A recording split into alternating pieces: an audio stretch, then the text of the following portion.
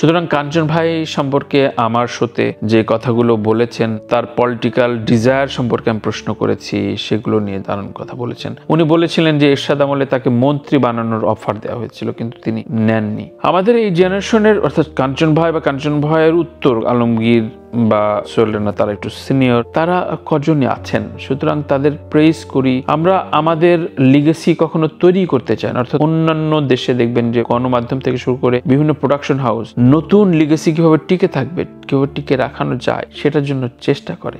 আমাদের সেখানে নেই। সেটি সচিন টেন্ডুলকারের পরে কি আমরা কখনো ভেবেছি যে বিরাট কোহলি আসবে বা অজিত আগারকার, তাই না?